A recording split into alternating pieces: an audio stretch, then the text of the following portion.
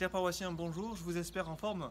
En ce 26e jour de confinement, nous sommes toujours en union de prière pour les personnes pour qui cette période est difficile, les résidents des maisons de retraite, les familles endeuillées, les familles qui ont des proches qui sont malades en ce moment. Nous nous apprêtons en ce samedi saint à accueillir la lumière du Christ ressuscité et pour ça nous nous disposons intérieurement, nous disposons nos cœurs, nous préparons notre maison pour accueillir le Christ dans notre vie, dans nos cœurs. Pour faire un bon coup de ménage, nous pouvons mettre en valeur le coin prière, mettre des bougies un peu partout. C'est une façon d'accueillir le Christ et de nous préparer à la vigile de ce soir. Et justement, permettez-moi de vous donner quelques éléments pour le tuto de la vigile de ce soir.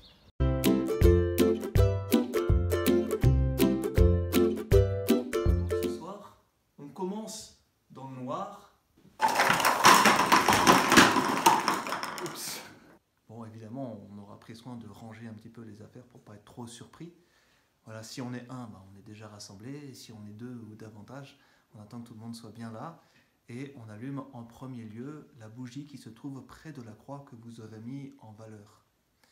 Et on peut chanter Alléluia, Alléluia.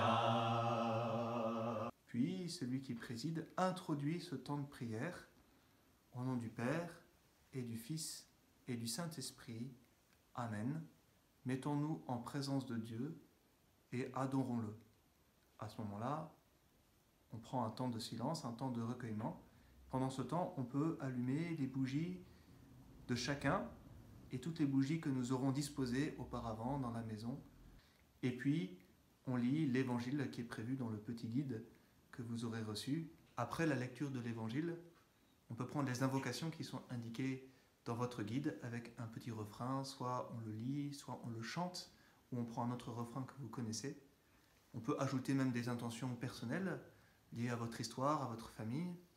Et puis celui qui préside introduit le Notre Père et termine par une prière de conclusion. Et à la fin de ce temps de prière, eh bien, nous pouvons chanter « À toi la gloire ». Au ressuscité. Si vous n'êtes pas très sûr de votre voix, à toi la gloire, au ressuscité, à toi la victoire pour l'éternité.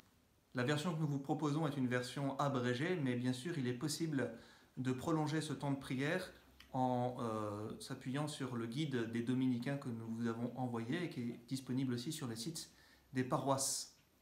Pour terminer, petite question à 30 points. Dans quel évangile les femmes qui sont témoins de la résurrection du Christ n'osent pas en parler aux autres parce qu'elles ont peur?